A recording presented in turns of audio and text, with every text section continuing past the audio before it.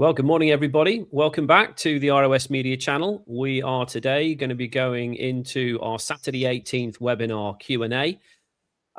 In terms of what we discussed on the webinar, I think after that Saturday, it's pretty clear that as the system evolves and it pushes towards this global agenda, our strategies must sharpen, and they are sharpening.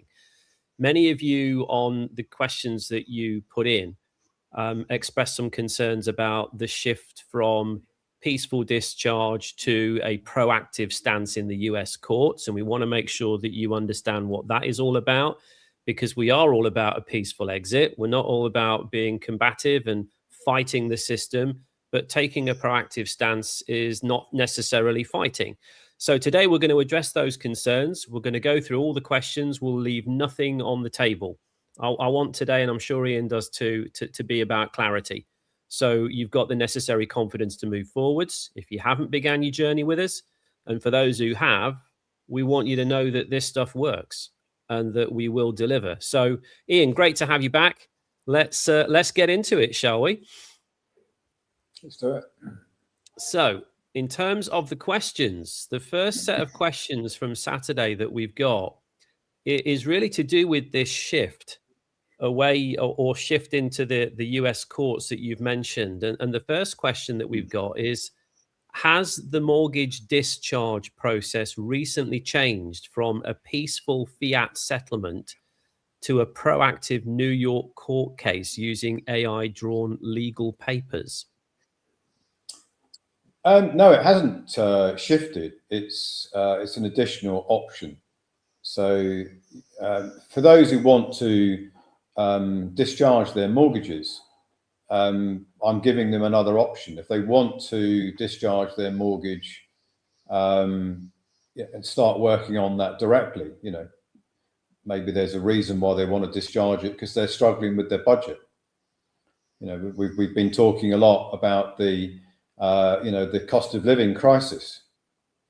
So if people are struggling because they're having to fund their mortgage and it's a predominant cost, and that means that they can't finance other things, then this is an option to void the mortgage, because the peaceful way of doing it is the recoupment of the signature credit that created the mortgage, or the signature credit recoupment of other signature credit, bank payments, loans, other mortgages, etc. But we know that from A through Z, that can take 9 months. So for those people who want to void their mortgage within that time frame, this is the option that I'm providing. And also the other reason why I'm doing it is because there are millions of mortgages in existence in the world, and we need to build our membership up. We need to recruit new members.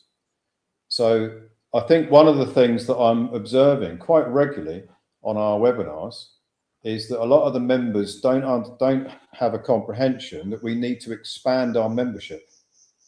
We can't just work with the number of members we've got now and stay with that number, because we need new members coming in to achieve our objectives. So how do you attract new members to come to you? You give them solutions that they may or may not be attracted to. One of those solutions is to void the mortgage within 9 months, which is the peaceful way of doing it. But this solution includes the peaceful exit as well. So this is a system of establishing, using the law, a void mortgage outcome, but also recouping signature credit from all of the other every other signature that's been used to create other credit from the age of 18. So it actually is two things rolled into one. It's not void mortgage and not do signature credit. It's void mortgage and signature credit. So it's two solutions in one. And if people don't want to do this, of course, they can just choose to do the peaceful exit, the peaceful way of discharging the mortgage, and not get involved in this process at all. Yeah. I'm not saying it replaces what we've already presented a few months ago. It's an additional option for those who want to use it. Yeah. Yeah. Like you said, this is what would buy them some breathing space, isn't it? While recoupment comes in, that's the goal with that. So, yeah, there's a lot of people out there, and I know this for sure because when we first started, we did mortgage free, and we were flooded with people that wanted to void their mortgages for all sorts of reasons. I'll give you 3 reasons, Andy, just so that the audience can understand this, right? Some people have got an interest-only mortgage and the term has come to the end. And they have no other option apart from discharging the mortgage, or they go straight into mortgage foreclosure. yeah. Even if they've been funding the mortgage all the way through. At the end of the term, the mortgage provider says, pay us back or we'll put you into mortgage foreclosure, into property foreclosure. So in that scenario, you don't want to wait for 9 months for the signature credit recoupment to come in. No. Because you're going to be evicted before you get to that 9-month point. So that's one reason. Another reason is that people don't have the budget to finance their mortgage installment every month because they're struggling. So they might decide that they want to go down this pathway to remove that cost, the mortgage cost, once the mortgage has been voided, because it gives them relief whilst they're waiting for their signature credit to come in. So that's the second reason. The third reason is that some people are in arrears.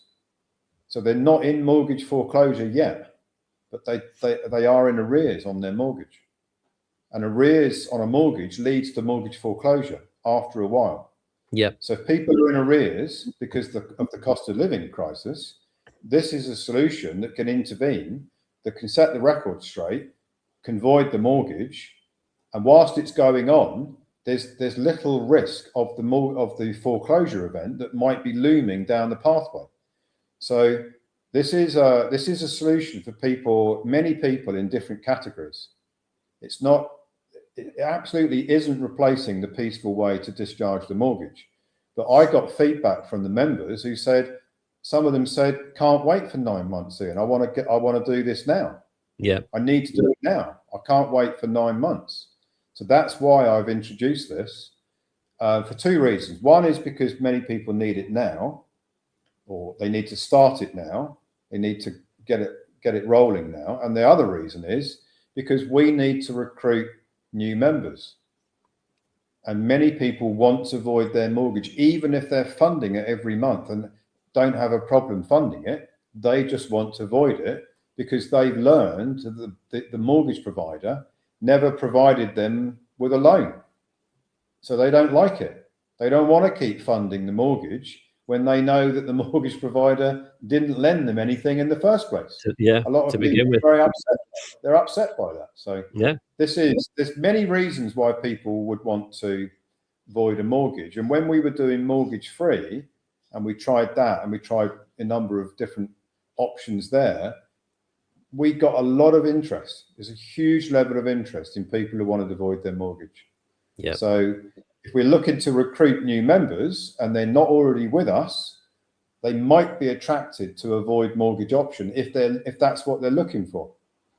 It's like I said yesterday on our meeting, Andy, if people are walking up and down the high street and our shop says you can void your mortgage, they might come in. They might not. They might not be interested in voiding the mortgage, but they might come in and join our community. So it's just another way of recruiting people. Yeah, I understand that. Okay, moving on to the next question, Ian. This is really to do with the shift in terms of CBDCs. And the question here is, if the banking system switches to gold-backed CBDCs, or if the Secretary of Treasury warns citizens to withdraw cash, will recoupments from the IRS still be accessible? There's a definite knowledge gap here, even just on the fundamentals of how recoupment works, I think, and how money works. I will publish a paper on this soon because this question keeps coming up. It does, doesn't it? I think people think there's this big pot of money and we're dipping into the same pot of money as everybody else is. And if everybody pulls their money out, there's nothing left for recoupment. That's kind of how it appears to me. I think because of the programming that we've all been subjected to this programming and a lot of assumptions and a lot of people adding 2 and 2 together and making 7, because they don't really have enough information. They've never really looked into it. They hear sound bites from the politicians and the people in the media, and then they're getting involved in ideology groups that have got certain beliefs about how things work. There's so much misinformation out there. It's staggering to me how much misinformation there is, and it's also more staggering how many people look into things and don't really stress test what they're looking into. They don't really research it. They just take it at face value and accept it to be true, and that, of course, is where people's problems can flow from that misunderstanding. They can get themselves into very deep trouble because they go down pathways that are never going to work. Now, the question is a very good question because it helps people to understand what's really going on here. The paper I'm probably going to publish, because this question's come up a few times, is how does the world system work? Because people seem to believe that somehow there's lots of systems all running in parallel. Yeah. And you can elect not to be involved in the dollar system. You can go off and do the BRICS, or you can go off and be involved in cryptocurrency, or you can be involved in some alternative, payment system.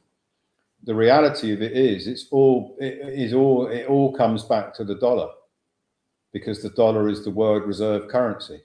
Yeah. And so unless the dollar loses its status as the world reserve currency, everything is back to dollars. No matter what it says on the news about the BRICS and what it says about CBDCs and stable coins and all of these different things that people talk about, everything is balanced back to the dollar. If our membership could comprehend that every signature is being tracked and traced by the IRMF system, the IRS's system, if they can get their comprehension of that it literally tracks everybody's signature every moment of every day. That is a worldwide tracking system. It's already in place. And a lot of people aren't realizing this. They're thinking that there's all these different systems that are operating independently of each other. They're not. It's all one system. Yeah. There's an illusion another illusion of I'm in Canada, I'm in Australia, I'm not in the US, and I'm looking at the Russians are teaming up with the Chinese to bring out their own currency, and maybe cryptocurrency is going to operate individually, independently of the dollar.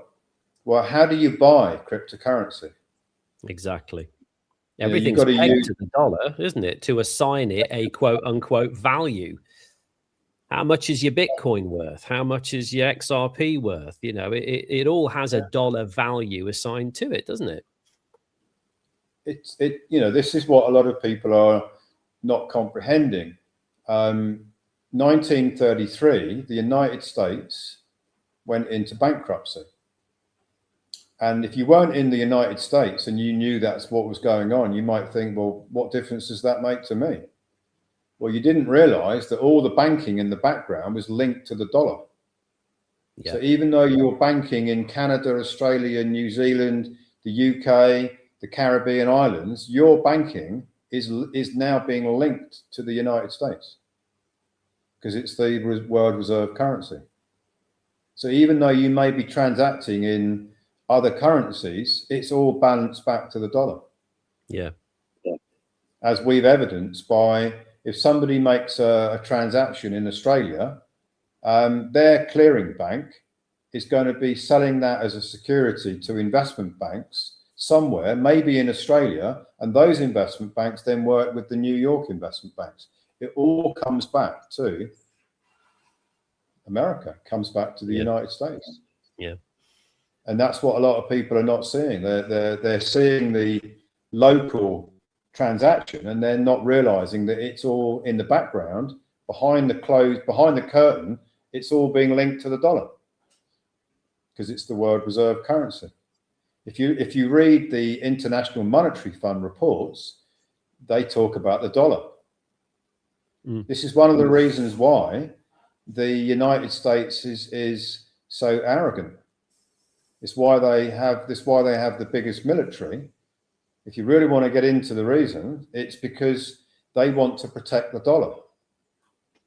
They have the biggest military on the planet because they're protecting the dollar. That's what it's about. They're protecting the control system.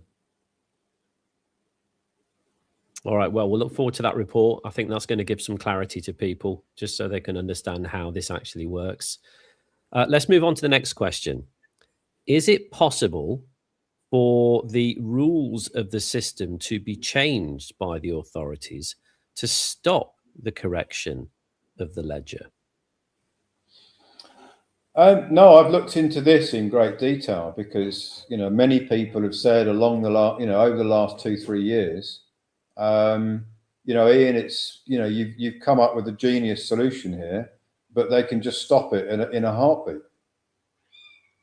Well, I'm going to counter that with, we all need air to breathe, right? Yep. Unless we're an alien and we don't need any air, we need something else. So it's like saying we're going to take the air away. The whole banking system works on signature credit. Every government that is raising finance, creating ex nihilo credit through, creating bonds between the central bank and the treasury of the country, every single new bit of currency that goes on the monopoly board is created from the signature, from the energy of the people. That's it, bottom line. As they say, all roads lead back to Rome. In that saying, in the money system, all roads lead back to the United States dollar, the bankruptcy of the United States Treasury. There is no separate system running in parallel. Even if you were in Beijing and you're doing transactions in Beijing, your transactions are being balanced back to the dollar. Yeah. Okay. I was listening to a story on a news channel I listen to. Can you pause the video, Andy, please? Sure. Thanks, mate. Oh, I can't. It's live streaming. Oh, is it? Okay, it's all right. Yeah. So I've got somebody walking behind me. So it's just okay. They're not realizing that I'm on camera. So not to worry. There was a story on the news yesterday on some alternative channels that I listened to, and there are Chinese banks being sanctioned by the United States, being threatened with sanctions. How could they do that? Chinese banks operating in China who are being threatened by the United States that if they don't do what the United States wants, they will withdraw their banking support. What does that tell you? What does that tell you? Mm. It tells you everything's linked to the dollar.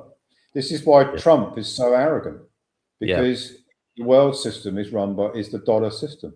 That's why they operate the way they do, because they've got control of the money system. It's as simple as that. Okay.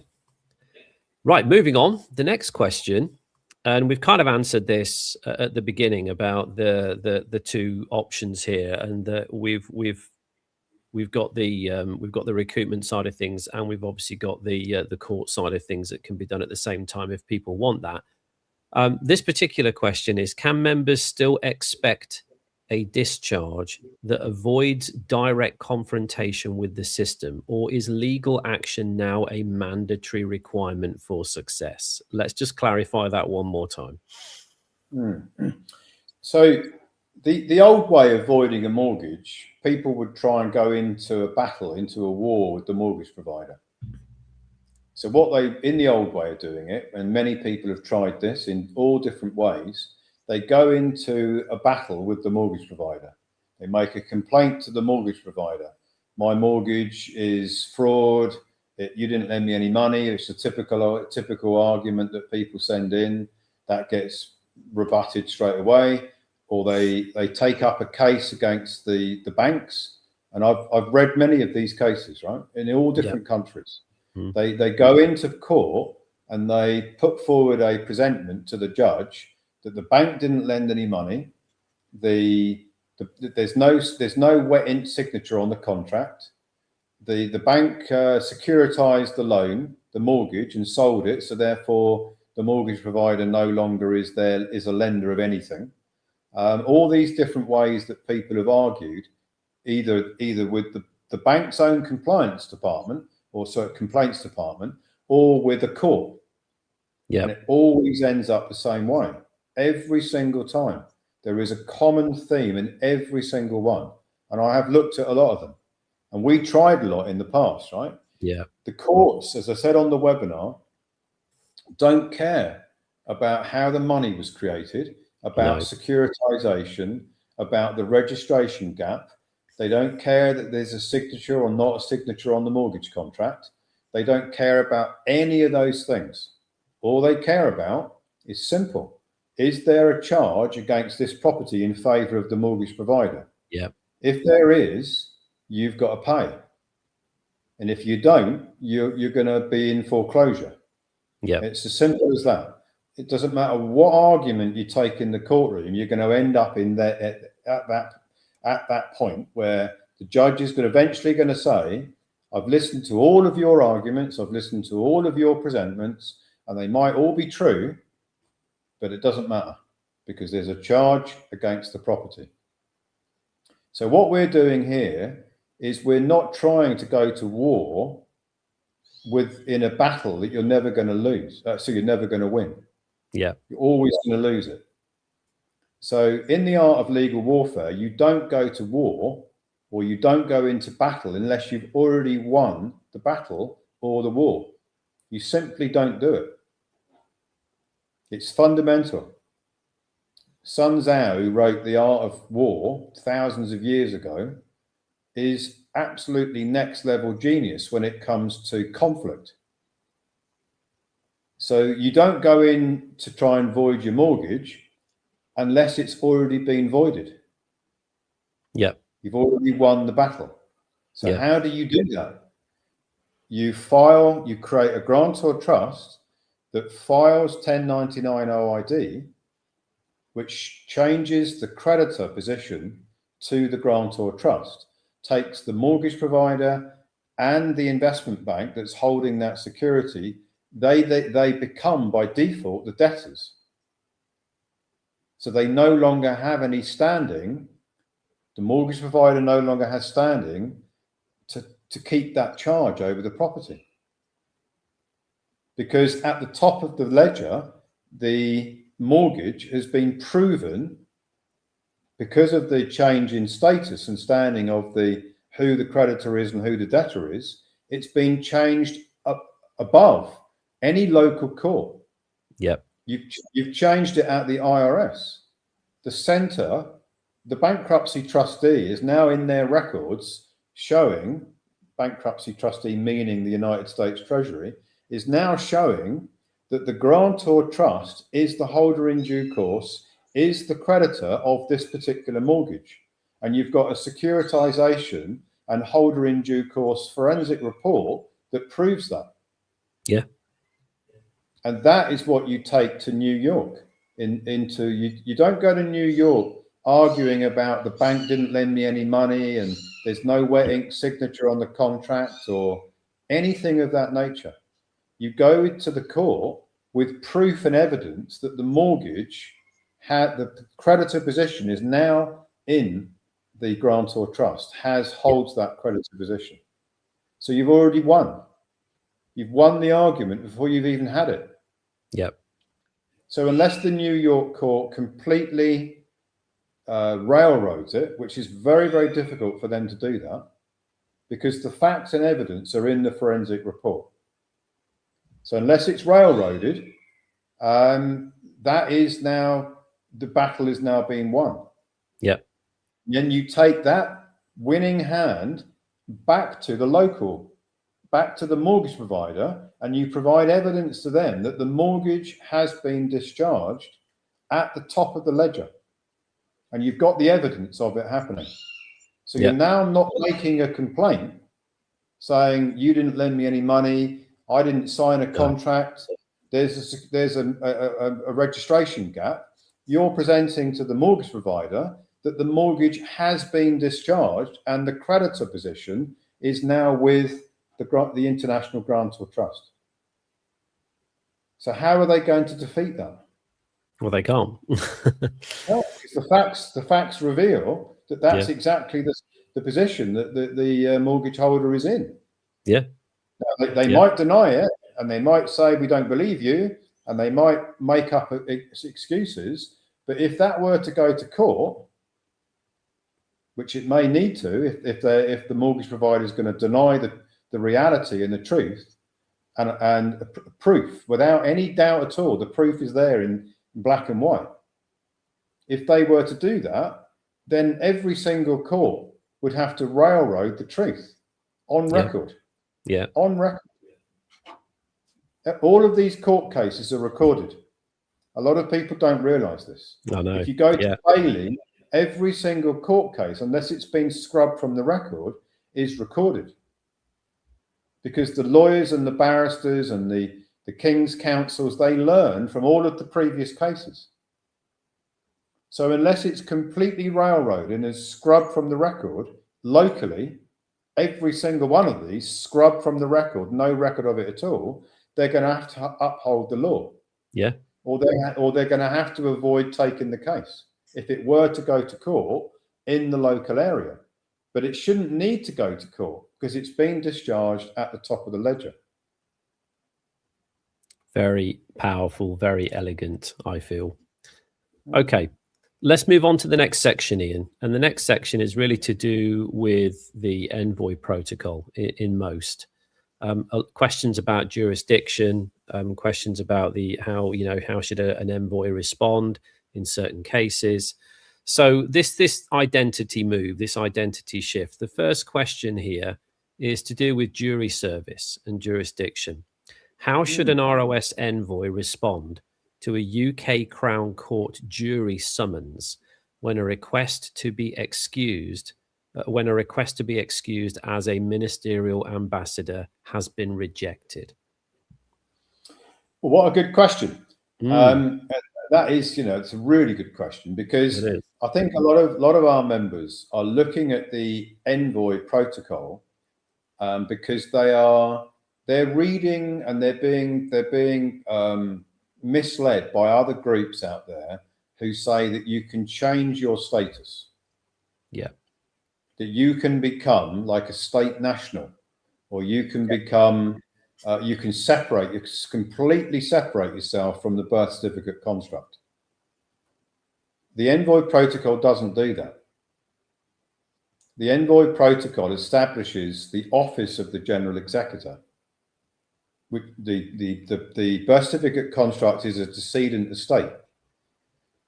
At the moment, the living man woman is operating the operating the birth certificate construct, which is this decedent estate, as the executor de son tort, which means the executor of all the wrongs.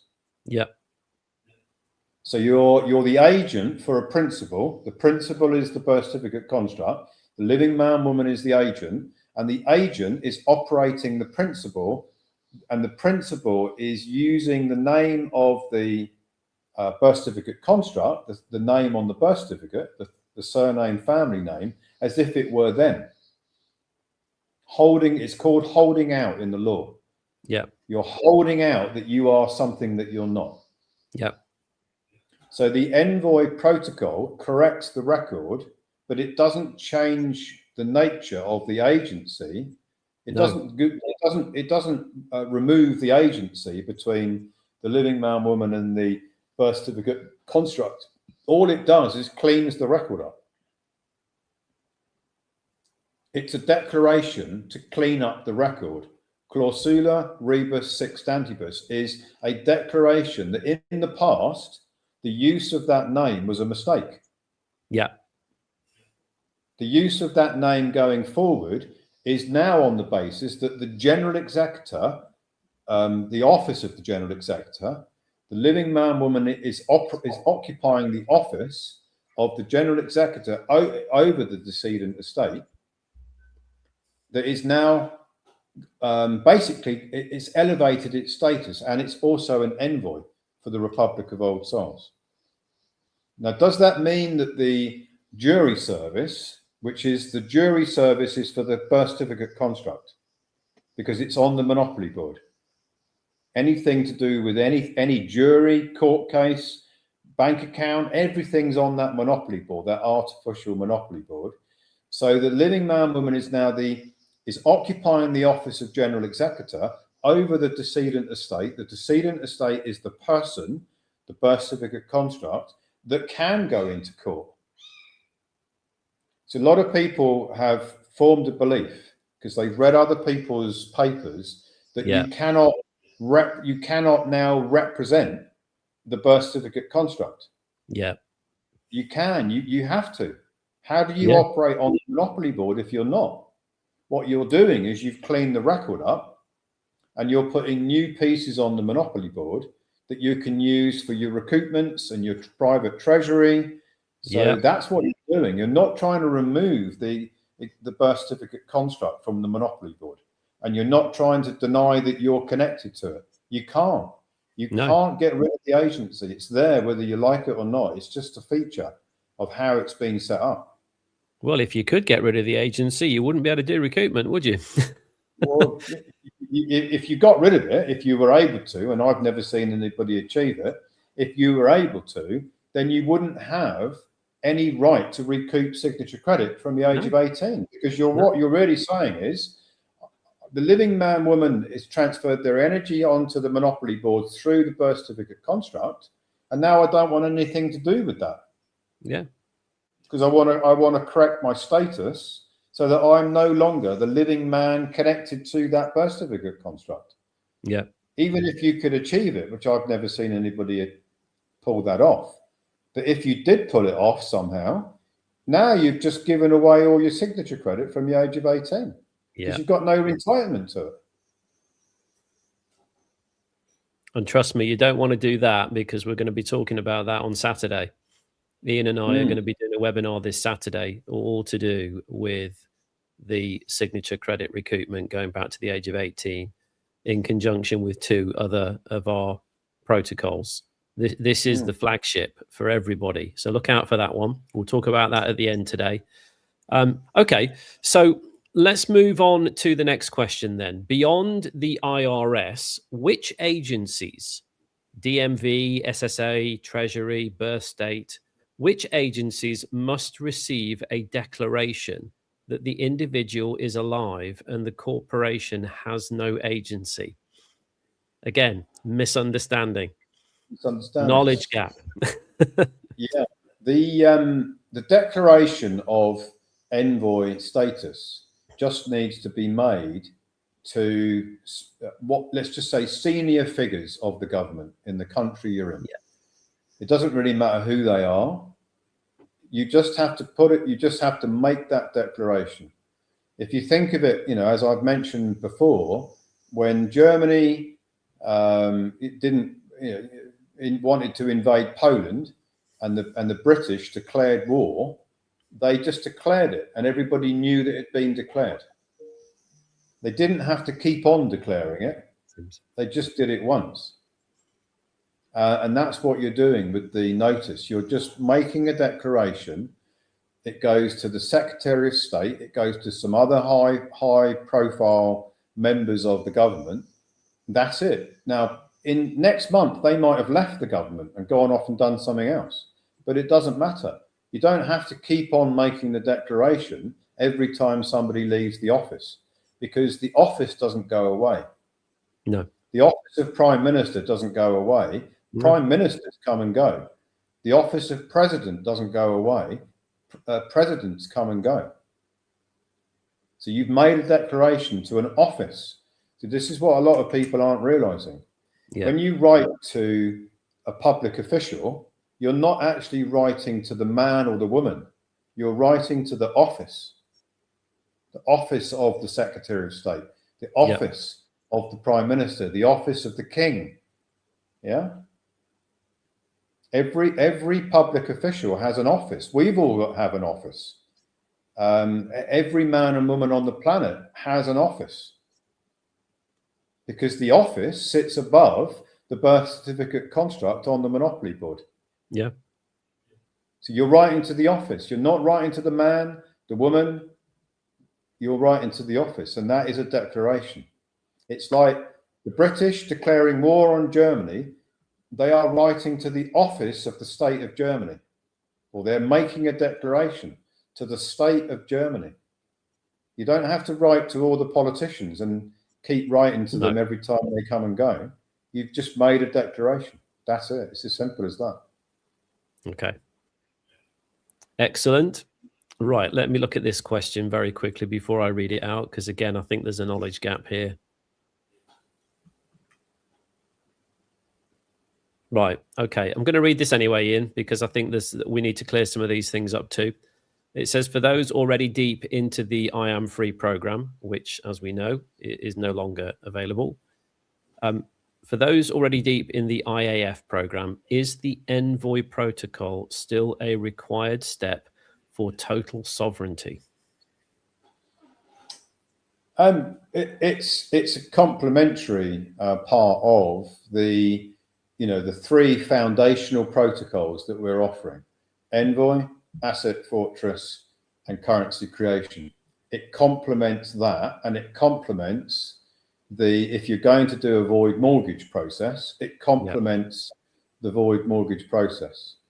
It's got really nothing to do with I Am Free. I Am Free is no longer, that's been withdrawn for lots of reasons, because what we're doing now is so much more powerful than anything that we've ever done in the past.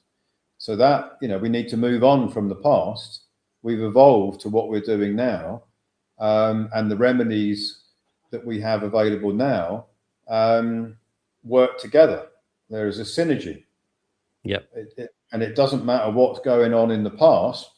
The synergy of what we're offering now is way more powerful than anything that people have already done from the past. Perfect. Okay, let's move on to the next section. And this is a little bit more about education on the protocols themselves, just the mechanics. So the first question, and this is a great one. This is to do with LLCs and entities. It says, does signature credit from limited company activity qualify for recoupment? And can a US-based LLC be utilized within the Republic of Old Souls?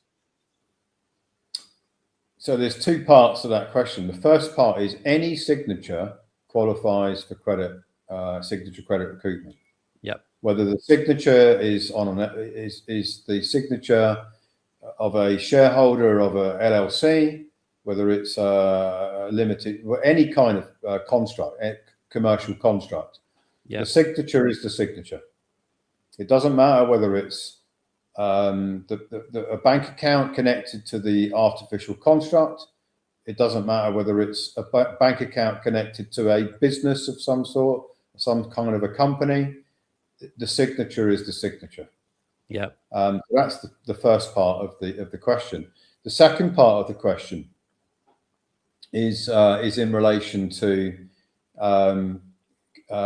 whether what we're doing, whether you need to bring things into it. Am I understanding that correctly? Yeah, I think that's what they're trying to ask, Ian. Can a US-based LLC be utilized within the Republic of Old Souls? So maybe if they're wanting to be part of the nation as an envoy, and they've got their asset fortress, can they bring an LLC into that structure? That's kind of how I read it.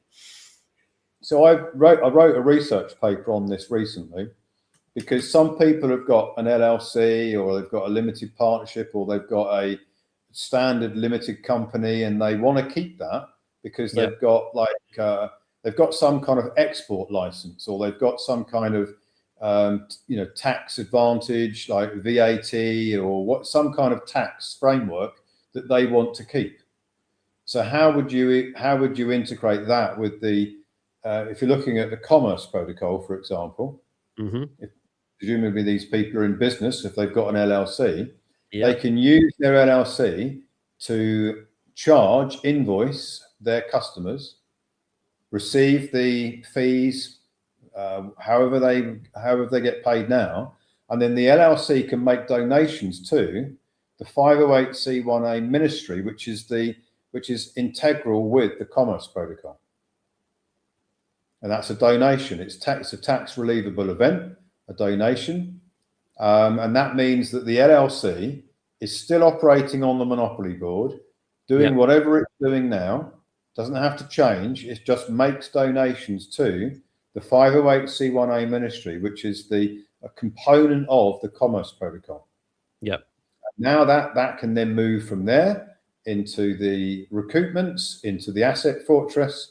So you can keep the LLC if there's some very good reason to keep it, but you can't bring it inside the Envoy protocol or the Commerce Protocol, because it's a standalone piece in its own right. But it can make donations, and donations to a ministry, 100% of the donation can be set off against taxes. So they can essentially make their LLC completely non-profit generating, therefore no tax, and everything goes into the ministry, and then that goes into your asset fortress. They can if they make $1 million in revenue, they can, and they've got 200,000 or 500,000 of costs, leaving them with 500,000 of profit. They can make 500,000 donation to the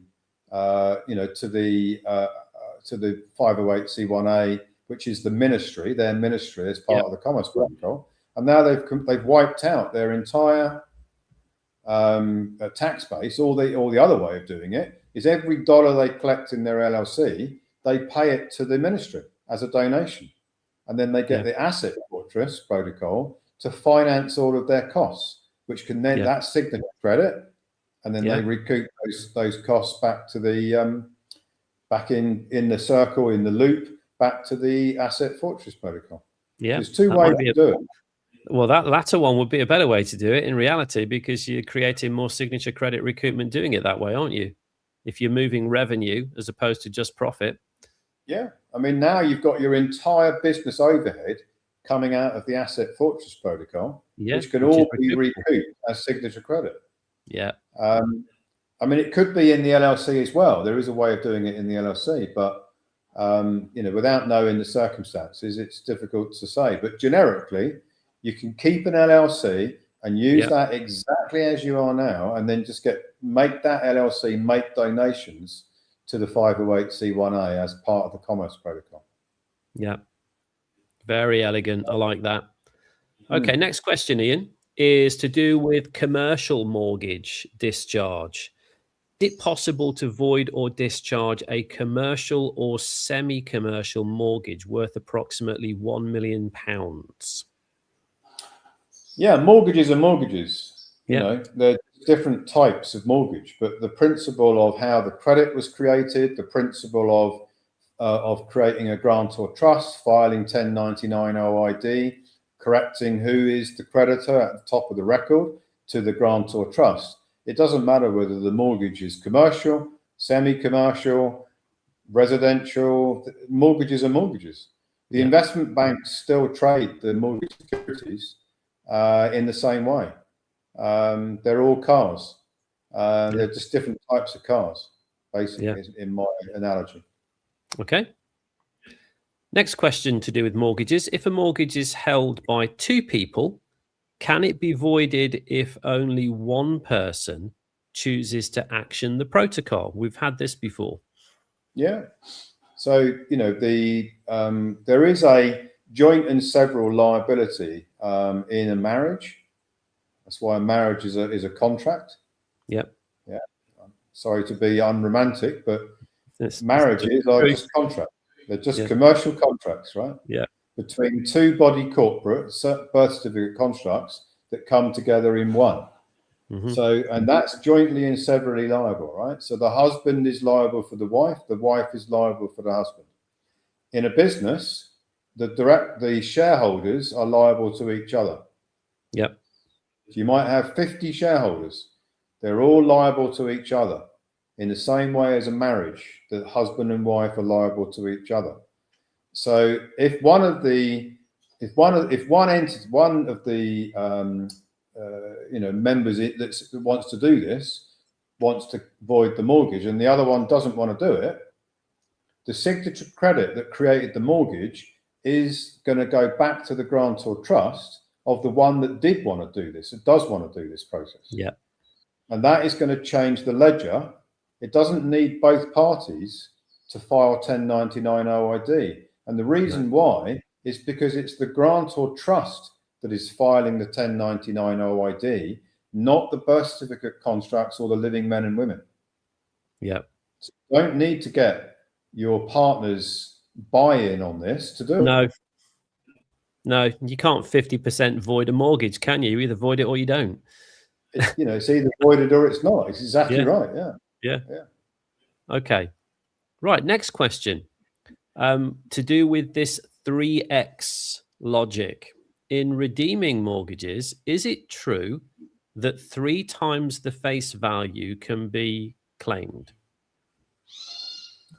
Well, the 1099 OID is making a claim of the taxes. So if you claim more than, in reality, the original issue discount, which is the face value of the mortgage, I've seen people recoup more than the face value of a mortgage. In my opinion, I wouldn't do it myself. I would only want to recoup the face value of the amount of signature credit I've put on the board. I wouldn't want to multiply it up. Yeah. Because even though it probably will go through the system, I just don't think it's an honourable thing to do. No. You're recouping more energy than you've put on the board. And I just don't think that's an honourable thing to do. Okay. So, the answer is yes, you could do it. And it probably would go through. But I don't advocate it. Right. So just to be clear for the members then, it's not let's say I had a mortgage and it was 100,000 and I put my recoupment through for 100,000. Are we saying, because I think there's been some muddy waters here with members thinking that if I put my claim in for the face value of the mortgage and then the IRS potentially could be sending me back up to 3 times the value of what I originally filed. Is that not how that works then? What you're saying is you would manually have to. Let me explain it. Yeah. Right, let me explain it so it's clearer, right? The IRS knows exactly how much signature credit everybody has put on the monopoly board. So that's a fact. It's a realization that will probably surprise a lot of people. Mm-hmm. In their IRMF system, they know exactly how much credit is being put on the board for everyone. So if you're trying to recoup a mortgage and the mortgage is $100,000 face value and you're putting in a claim for $300,000, the IRMF system is going to say, has that signature, the provider of that signature, the living man woman, put more than 300,000 on the board overall in all signatures? Yeah. And if the answer is no, you're not going to get 300,000 recoupment. No. But if the answer is they put 3 million on the board and they're trying to recoup 300,000 on a 100,000 mortgage, then it's going to go through. Yeah. You see, recouping signature credit from the age of 18 is an estimate, a conservative estimate of how much signature credit is being put on the board in each bank account, from each mortgage, loan, credit card, without going over the top, because the IRS knows. Yeah. And then what you're doing is you're bringing all of that signature credit into 1 year, and you're recouping it in 1 year, in one tax year.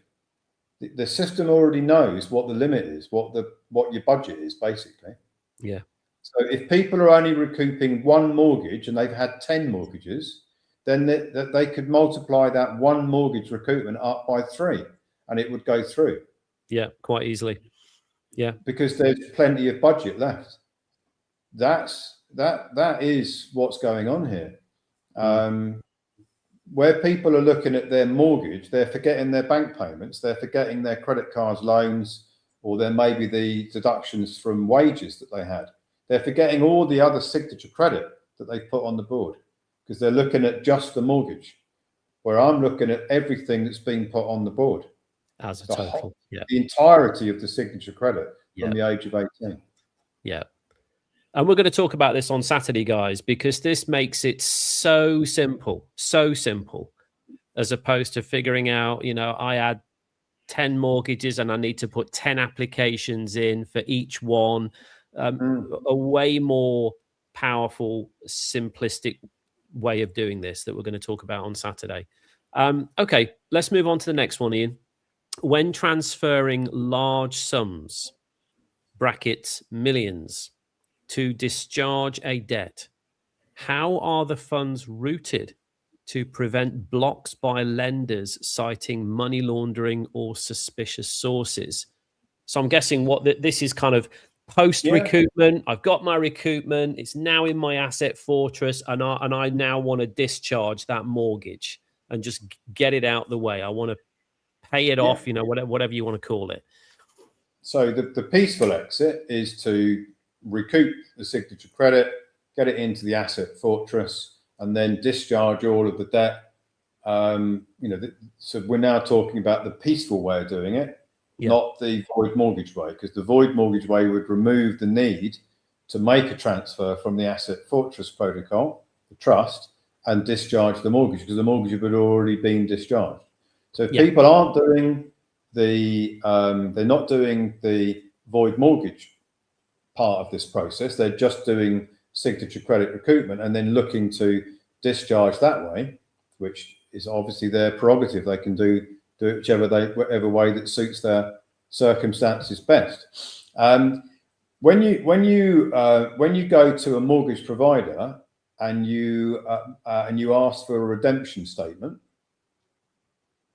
and then you make a declaration that you have a private trust, that you are the grantor and trustee of a private trust, and you evidence that you are the grantor and trustee of a private international trust, now it's not money laundering. No, because the bank's going to say, evidence this private trust, and you've got evidence of the indenture. You've also got the bank account that has been set up for the asset fortress. And you've got evidence that it's not a criminal scheme, or it's not some entity that is being used for nefarious objectives. It is perfectly bona fide, it's perfectly lawful, and you can prove it. And what makes it, and a lot of people will hopefully be pleased when they realize this, is that the grantor is the player piece on the monopoly board. The person, the citizen, is the grantor and the trustee of the asset fortress. So when the bank is saying you can't pay off the mortgage because the money, let's just call it money, is not coming from you, i.e. the borrower, it's coming from the borrower's trust, because the borrower, the artificial construct, is the grantor and is the trustee of the asset fortress protocol. So it's like saying to your mortgage provider, I want a redemption statement, and they say, okay, fine. and then you say, I've got some money in this other bank account that I want to use to pay off my mortgage. And they say, well, where did you get that money from that you're using to pay off the mortgage?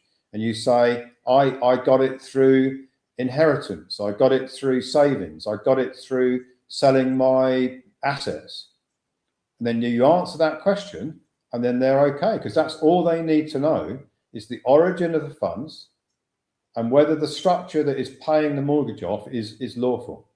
That's it. And I know about these things because I ran financial services companies for 35 years, right? So I know how this money laundering thing works. So if somebody was asked that question, again, just to be clear for the members, because I'm trying to think how the members think here. If they are asked that question, where's the source of the money? They're not to say, well, it's Trias 310 recoupments here. That's where it's come from. That's what Ian has said it is. It's bank payment recoupments, or would you say it's inheritance? You know, how would you frame that? I would say, look, in my exhaustive experience in financial services, if you don't tell the truth, you get found out. Yeah. We're not doing anything here that isn't lawful. No. So if the bank says, you know, your mortgage is $1 million and your trust has got $10 million sitting in it, where did that $10 million come from? It came from tax recoupment. It's exactly what it is. Yep. And given the fact that a bank received it from the IRS, exactly, isn't that good enough? Isn't that proof that it can't be nefarious? It's not a cartel bank in Colombia that is being, you know, is being run by the cartel for money laundering. It's not one of those, is it? It's a US bank. The US bank has received the recoupment and checked it out from A through Z to be legitimate. So it's going to tick the anti-money laundering box just by telling the truth. And nobody should be afraid to tell the truth about what we're doing, because it is 100% lawful. In all of my research papers, I've put that all in there, because, you know, we're not working behind the curtain here in some secret way that, you know, we can't explain what we're doing, because we can, because it's 100% lawful. Yeah. So for all you members, don't frame it as something it's not. Be truthful. It's an A to Z process that works. We can back it up. And like Ian said, if that money's gone from the IRS to a bona fide US bank account, then that's all the validity that you need, really. That's all you need to say is that, you know, whichever bank it is that's received the Trias 310 ACH Fedwire, whatever that bank is, it's going to be one of the major banks in the United States. Yeah. They've done all their due diligence on it. They were happy to receive it. Yeah. That's good enough for any bank, in my opinion, any bank that's offering a mortgage, that there's verification that the receiving bank of the tax rebates had already checked it all out and was happy to receive the funds. Yeah. And if there was anything suspicious about those funds that they'd received, the US bank, they would freeze the account. Of course. Yeah. If the account isn't frozen, it's highly unlikely not to be any money laundering. Yeah. And I guess that would go for somebody if they wanted to purchase an asset, you know, purchase a car, purchase a house, you know, whatever it is that they're wanting to do, not just discharge a mortgage. If there was a high ticket item or asset that they were looking to purchase, same thing. People have been using trust, just to complete this answer. People have been using trust for centuries. Trusts have bank accounts. Yeah. And they've been spending out of their trust for centuries. There's nothing unusual about a trust being used for expenses or discharging debt. There's nothing unusual about it. No. Nothing new about the structure, just maybe new to the membership. That's all it is. Exactly right, yeah. Okay. So last question on this section, Ian, is can we explain the actual mechanics of how reclaimed energy moves from the US Treasury to a 98 series trust and then into an Asset Fortress private treasury for daily spending? I'm guessing this might be a new person, or just could be an existing member that's not fully understanding. But what a great question. Yeah, it's a good question. So the money flow is that the investment bank is paying taxes on the credit energy, on the human energy that's been transferred on the monopoly board. The investment banks every year are paying taxes on their 945 tax module that relates to the use of human energy. Yeah. So that's a fact. It's in all my research papers, and the IRS system knows it because they have this IRMF system that tracks everything. Yeah. So once the grantor trust files 1099 OID with the United States Treasury, using the investment bank as the payer, or documenting the payer on the 1099 OID and the recipient as the grantor trust, the IRS system will immediately look into that. It's done in a heartbeat. It will know whether that OID is bona fide. Yeah. It's in my recent research report. Every single signature credit entity or entry, there is a 26-digit reference number. Yeah. 26 digits. So you imagine a combination on your bike where you've got 26 digits to remember. That's pretty complex, yeah? Imagine the enigma. Yeah, you're gonna have to write that one down, aren't you, to remember that combination. So every single signature has a 26-digit reference number. That's how detailed the IRMF system is. Yeah. So it will know when the grantor trust files 1099 OID, it knows who the grantor is. This is actually a question in my recent document. Yeah? It knows who the grantor is. Yeah. It knows that the grantor is a birth certificate construct that is connected to a living soul that put their energy onto the monopoly board. It will link all that up. It doesn't need to know the tax reference number for the person, the birth certificate construct. It doesn't need that. All it needs to know is the name of the grantor. And even if the name is changed 20 times, it will still know. Because what I'd like to get across here is that everything is tracked and traced already. Yeah. You know, people think that they can hide away somewhere and put their funds somewhere and the establishment doesn't know about it. They're dreaming. Yeah. They're just in a dream. It's not reality. People are using cryptocurrency and saying, yeah, I've got a private wallet. So if I put all my wealth in a private wallet and hide it in my safe, in my castle, they're not going to know about storage. Yeah. Yeah, of course they know about it, because you had to transfer it to this cold storage wallet from somewhere. Yeah. You trace it all the way back, follow the money, and it's going to come from a source from somewhere. And the establishment and the IRMF system is going to know about it. Yeah. You know, people are worried about digital ID. We've already got it, really. Yeah, so, we have, in reality. Once you realize that the IRS system knows already whether the signature credit is bona fide, the 1099 OID is filed, they will then, I think, you know, they probably do some other checks and balances on their 810 algorithm to make sure the grantor trust is bona fide, the ERO is bona fide, that's the license, the practitioner that's filing the tax return. Is that license up together? There's no problem with it. They will look at the payer. They'll look at the payer's ledger. That's the 945 ledger, the tax module. They'll check that out. And then if all those ticks are all in all those boxes, then they issue the wages and tax transcript.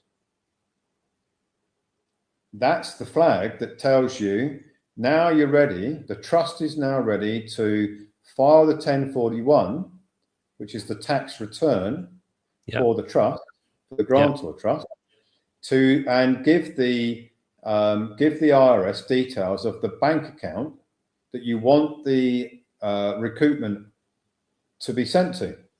And this is what they call TRIAS 310.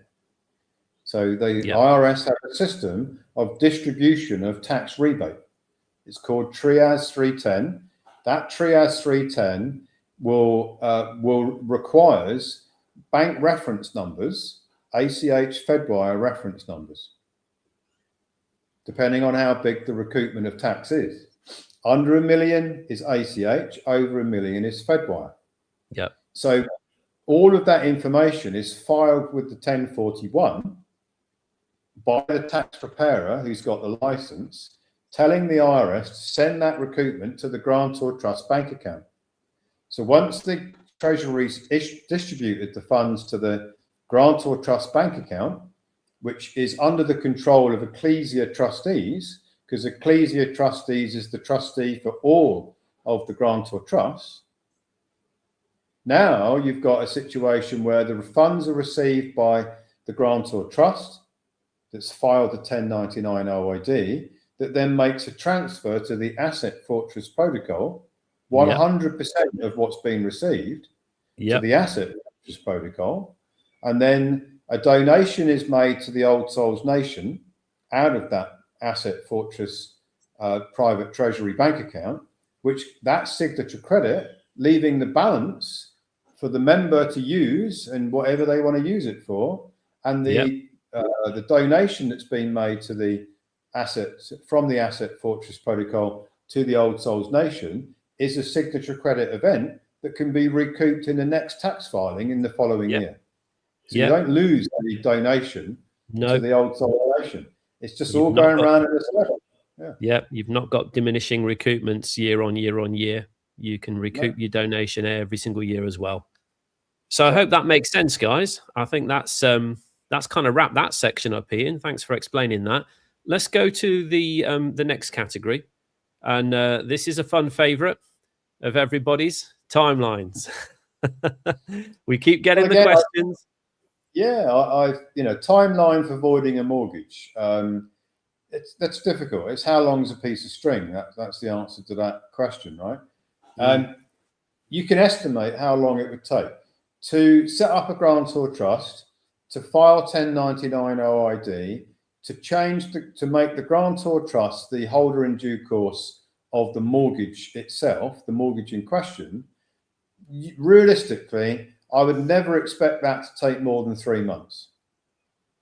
It could be done in a couple of weeks if there was a panic, if there was a real sort of priority that needed to happen quickly. So you could comfortably say within 3 months that has happened. To then take the case to New York, where you've got a forensic research report that says that the mortgage has been discharged, that says that the perceived creditors, or the presumed creditors, that's the investment bank and the mortgage provider, are no longer the presumed creditors, because that's all they ever were. They were just operating as nominees. Yeah.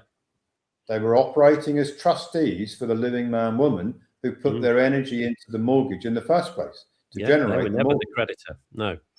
So they were never ever the creditor, but they presumed themselves to be the creditor, and that was never challenged.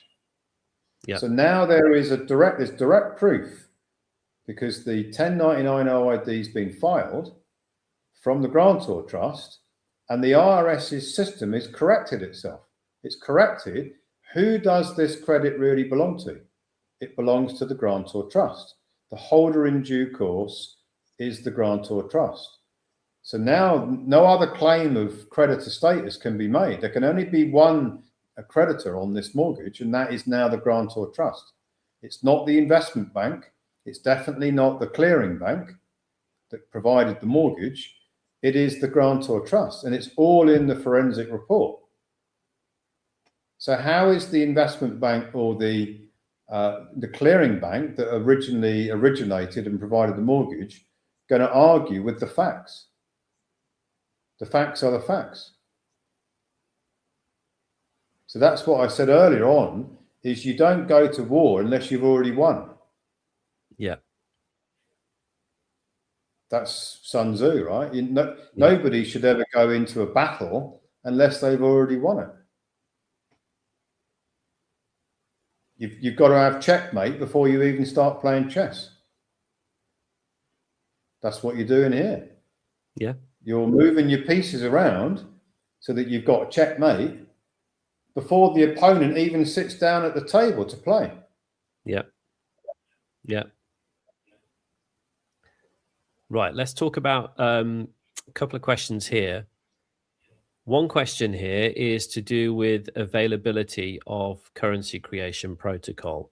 When will the currency creation protocol, i.e. recouping all signature credit back to the age of 18, be fully available for all members?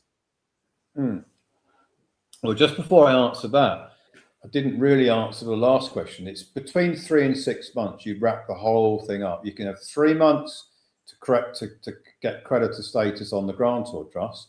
Then you've got to work with the AI system and the avatar system to get the confirmation, get the court case ratified in New York. Then you go into your local, wherever your local area is, where the mortgage was originated, and remove it from the charging register there. Yeah. To actually void the mortgage, I would say is within 3 months. To remove it from the charges register can take longer. Yeah. And every single one is going to be different. Every tennis match is going to be a different match. But you're still playing tennis, as I say before. It's still a tennis match. You and the mortgage provider, and the match might go on for longer than you want it to. Yeah. But you're always going to win that match because you've got the trump. You've got the royal flush in your hand if you're playing poker.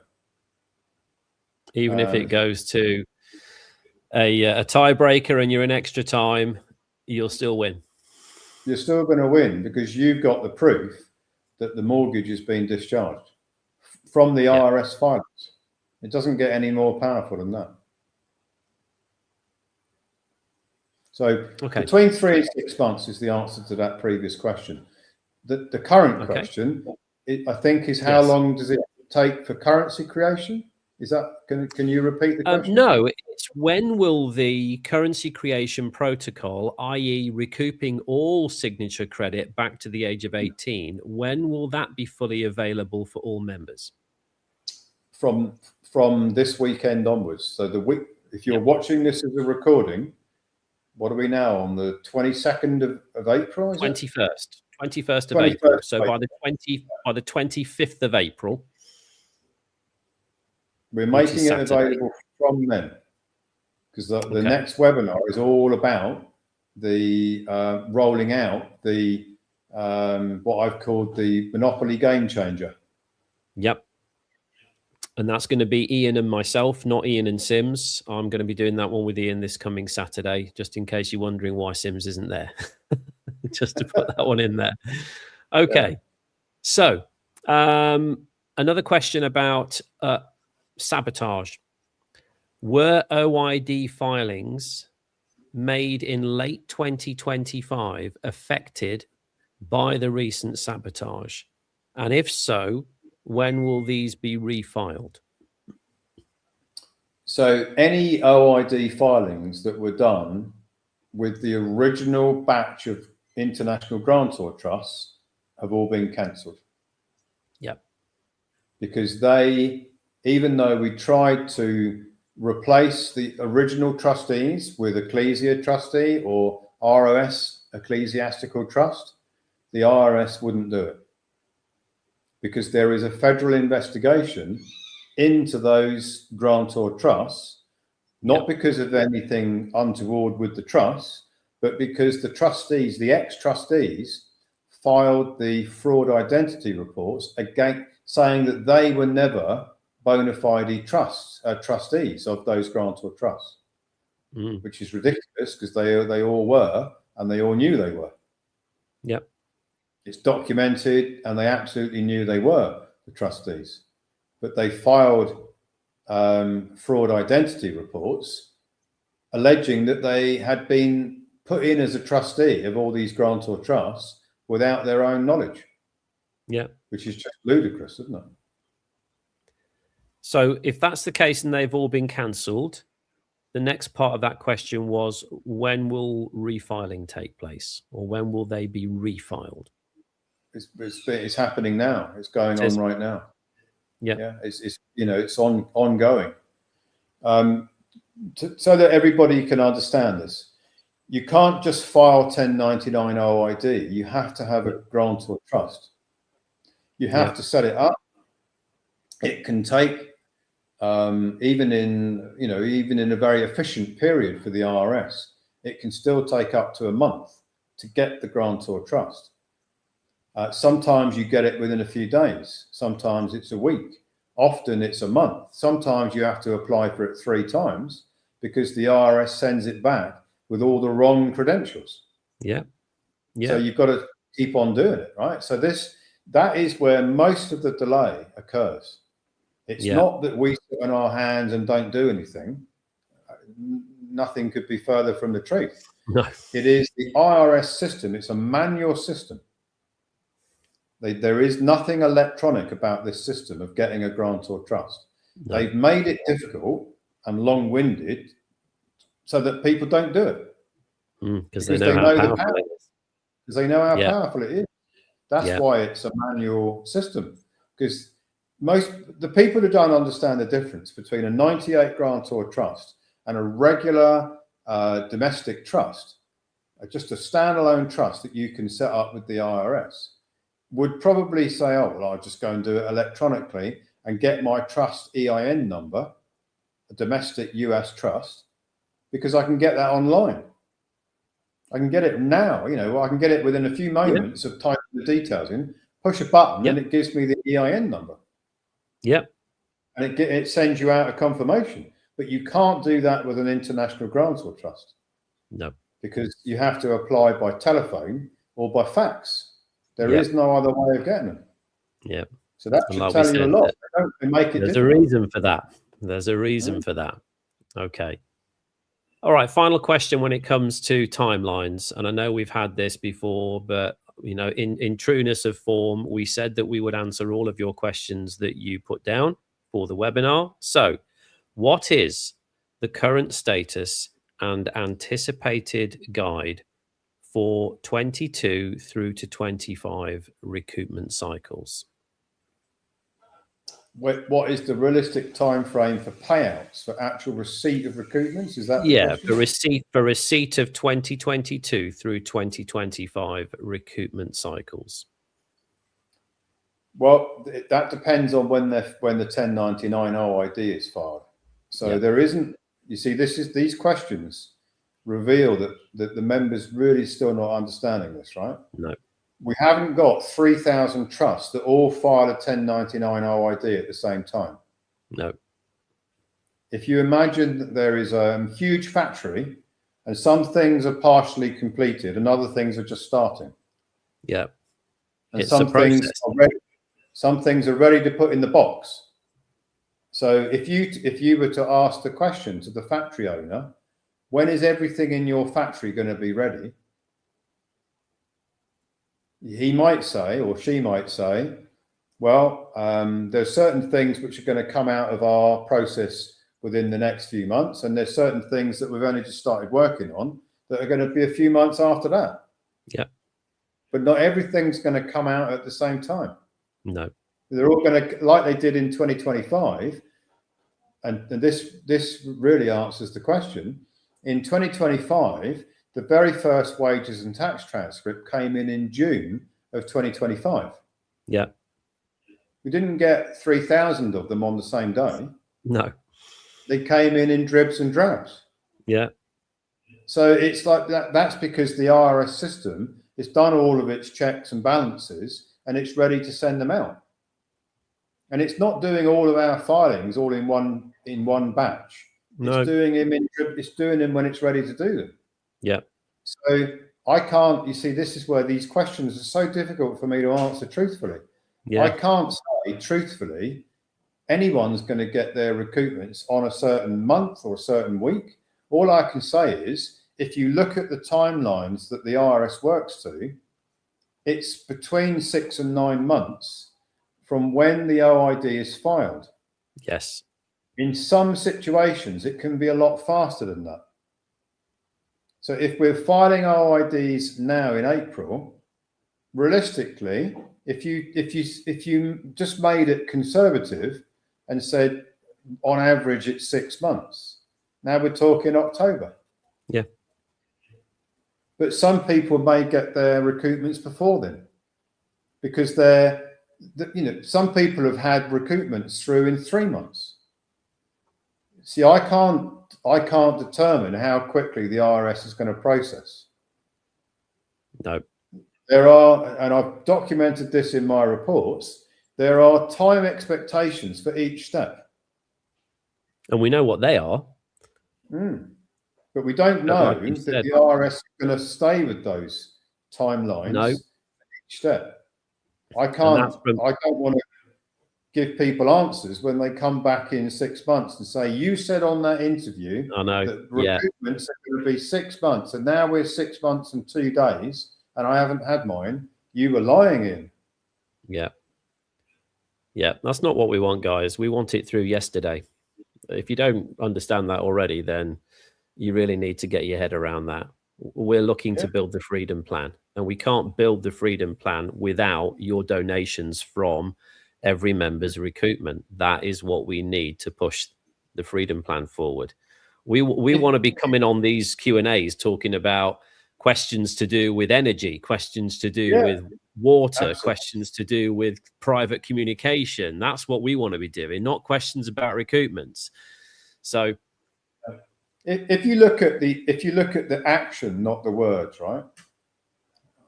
A wise man once told me, if you want to evaluate something, look at the actions, not the words. Yeah. Because words are pretty cheap, yeah? I mean, look at how many liars there are in every government. They lie perpetually about everything. Words are pretty cheap. So you can only gauge what's going on by action, what is actually evidenced to have happened. Now, in 2025, we created grantor trusts. Action, you can prove it. Yeah. People got EIN numbers. Facts, action. We filed 1099 OID for those grantor trusts. Fact, action. Wages and tax transcripts came in. Fact, action. Yep. Sabotage happened in September. Fact. What did we do about the sabotage? We tried to replace the original trustees with a new trustee. Yep. And we tried that for 3 months. We tried everything that I could think of to achieve that. And it didn't work. So then we created new grantor trusts, because that's the only way we could do it. The other thing is that the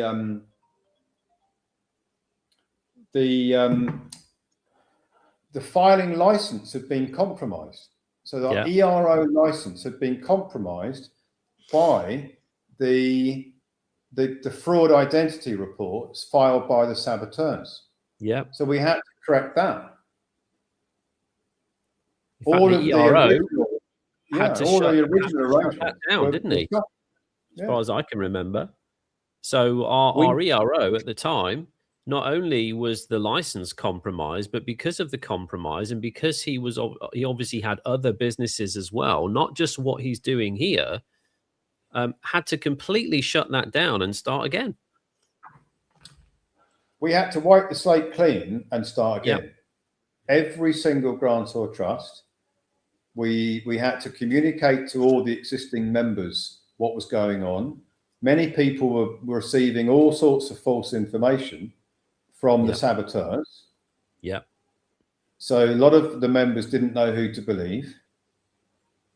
There was a huge amount of misinformation, malicious misinformation that was being put out. Yeah. And we had to navigate through that And then we had the IRS shutdown. So from November through to January, mid-November to mid-January, the IRS don't process new filings. And we had a job to get the grantor trusts as efficiently in that window between November and January. The IRS doesn't close down and everyone goes on holiday, but they just don't do certain things.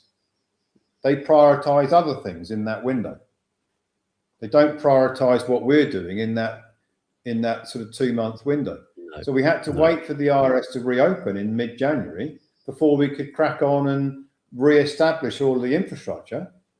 And now we're in April and we're now filing the 1099 OIDs. This is very, very similar to what happened in 2025. It's a kind of a deja vu event. It is. We started in early 2025.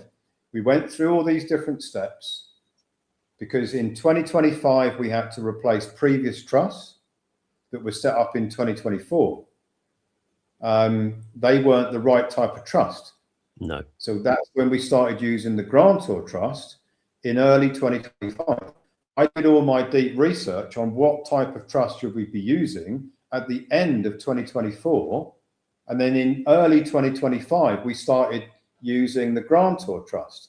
That generated the wages and tax transcripts that came in between June of 25 and September of 25 before the sabotage event happened. So we're on the same timeline as we were on in 2025, pretty much. Yeah. I'm now expecting wages and tax transcripts in anywhere from June onwards, same as we had last year. Yeah. And then we can start filing the 1041s once we've got that side of things all in play. We can't do that until we've got the confirmation on the wages and tax transcript. Exactly. Yeah. Okay. Let's move on. So that's a status update. That is a timing update, guys. The last category here is just to do, and I think this is a great segue into Saturday, Ian, as well, is just engagement, costs and challenges, people accessing the protocols. There's a lot of people that can see the value in this, but maybe they're in a difficult situation. So first question, which is to do with just hardship access. Is there a Envoy specific path for retired members or those in severe financial hardship who can't afford the full upfront donations? Well, there is, but it's probably not exactly what that questioner is asking for. So right now, we don't have a deal for people that have got a hardship problem. No. What we have is this is what I'm going to be talking about on this Saturday's webinar.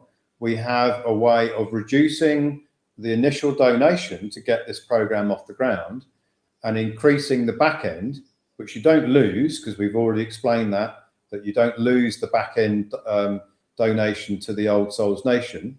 No. You get it back again, you recoup it, but that gives us cash flows earlier. It gives our organization more cash flow to use earlier, which is what we want for the Freedom Plan. So you can reduce the initial donation required to get this program off the ground and increase the back end without losing that back end donation to the Old Souls Nation. What you can also do is you can refer people to our webinars. Yeah. And you're going to receive a credit of £100 in your digital wallet for every referral that attends a webinar. So if you're just easy numbers, if your donation to get our flagship 3 protocols set up was $3,000, just for easy numbers, if you could introduce 10 people at £100 per person, now you're going to need to find 2,000. Yep, makes sense. If you could introduce 20 people, now you're going to find 1,000. If you can introduce 30 people, you can now enroll without any cost at all, without any donation cost at all. So that's all we can do at the moment. I would like to do more than that.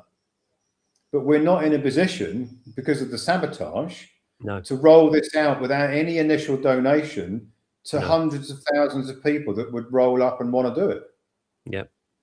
Because we don't have the cash flow coming in to be able to finance all of that additional processing. So again, you see a lot of people, and I've seen lots of comments on interviews I've done with Mel Clark and questions that have come in on webinars. It's like, yeah, it's amazing, Ian, but why does anyone have to make a donation up front? The reason is because we've got an infrastructure to finance. We have. And because we've suffered a sabotage event, we don't have the budget that we had before. Not only was our reserves stolen by Amy Sanger, but we didn't get the 20% of the recoupments, which could have been financing the nation, that would be more than enough to provide an option for people in hardship. Yeah. So the saboteurs, you know, they virtually sunk our ship. They did. You know, it was only because we were determined that our ship didn't completely sink. We had to limp it into port and we had to patch it up again before we could sail out again. If the saboteurs had had their way, our ship would be at the bottom of the ocean right now. Yeah, but it's not. It's not. It's not, and I'm thankful for that, and I hope you members are as well, because we've got every intention of delivering. Okay, let's talk a little bit about where to start. With the overwhelming amount of information, where is the most effective place for a new member to start their journey? Well, that's for me, that's one of the best questions that we've had. Yeah. Because I've been working on the Ian Clifford avatar, and I have a very high expectation that it's going to answer people's questions. So based upon all of my knowledge base, research papers, webinar presentations, Q&As, and other knowledge, other papers that I've loaded up that didn't come from me, as some research papers that didn't even, you know, I didn't write, but they are relevant to what we're doing. And with the assistance of an AI that knows what it's looking for, when you come and have a meeting with the Ian Clifford avatar and you ask it a question, it should be like asking me a question like we're doing here. Yeah. And even more importantly, for those people who want to evidence that what is being said to them is true, it's going to send the evidence. So you're going to ask it a question about something, and it's going to give you the answer, and then it's going to send you the evidence that that answer is true. Yeah. Look at these references. This evidence is that the answer is true, and if you want to go and look into those references, you can. And it's every time you have an interaction with the avatar, whatever you ask it, it's going to follow up with the evidence to back up whatever it's told you. It's going to be the end to my Q&As with you, Ian. Well, I mean, I think still people will ask questions generically. Like I think so. You know, I think webinar questions will always be there. So. But it's going to be a huge help and a huge resource, and it's going to simplify things. And as that question, you know, pointed out, with the overwhelming amount of information, it's going to help with overwhelm too, because you're going to have one centralized source that you can go to for all the answers. The answers will be accurate. You'll have the information to back that up as well. I'm super excited about the avatar. Okay, let's move on. We've got, I think we've got one or two more final questions. We've answered the one to do with upfront donations. The next one, really, we can't answer on the Q&A, guys. You would need to be talking to your consultant, one of the consultant team about this. What is the specific donation amount required to join the organization and access the void mortgage steps? It's tailored. So what we can say is that if there's enough interest from the membership and prospects looking to join, we will roll out the AI and we'll roll out the avatar for free. There won't be a cost for those. That's the tool that you're going to use to write all the documents up and help you to, you know, submit your documents so that you can void the mortgage. The flagship, which I call the Monopoly Game Changer, which is Envoy Protocol, Asset Fortress Protocol, and Currency Creation, comes as a package. That is our flagship, which, in my opinion, everybody should be pursuing that first, unless they're in business and they might want to pursue the Commerce Protocol. So to keep it simple, people need to study how do those three protocols work together, and that's what the webinar is about on Saturday. Yeah, so that's really, if you know, to hone it down, to filter it down into what do people need to know about to figure out whether they like this or not. It's those three protocols and how do they work together. That's it. Everything else we're doing is add-ons, but the core foundational protocols are the three: Envoy, Asset Fortress, Currency Creation. Put those three together and it should solve just about every problem that people are experiencing. Just those three protocols working together. Yeah, it really does. Okay, final question then, Ian. What are the requirements to become an ambassador or quote unquote advocate for the Republic of Old Souls to help others escape financial slavery? Well, you can be an ambassador without being an advocate. So you can get the webinar link. You can send that out through your social media. You can send it to people individually. You can send it on however you send your messages. You can send that link out, and that's an ambassador. And then if you want to become an advocate, which you don't even need to be a member or an envoy to be an advocate, you can just go to the platform and you can sign up for it. And there will be an avatar for that as well. There will be an advocate avatar that answers all the advocate type questions, how to do things, and more importantly, what is going on. So the avatar is what's this all about? How does it work? Why does it work? And then if you're doing it, another avatar is going to be explaining what is going on with your file, with your situation, your processes. Yeah. So you have a process. And I think that honestly is the best we can do to deliver information that is tailored to your own situation. Is the two avatars, the learning avatar and the processing avatar. Okay, perfect. So let's wrap this up with a call to action, because I like to do these. So what are your next steps? We've answered your questions. What do you now need to do? Well, I would certainly suggest and recommend that you register for this coming Saturday's webinar. This session is going to cover the Monopoly Game Changer protocol. As Ian said, this is our flagship of protocols in a bundle, including a zero upfront entry point for people who may be struggling to find the financial resources to get started. And we're going to show you exactly how you can do that. You can't afford to miss this one, guys. You really can't. The second thing that I would encourage you to do is just verify that you're up to date in your platform. If you're already moving through the protocols, I've said it before, I'll say it again, we move at the speed of the most prepared members. We don't wait for stragglers. We don't wait for people who haven't updated their details.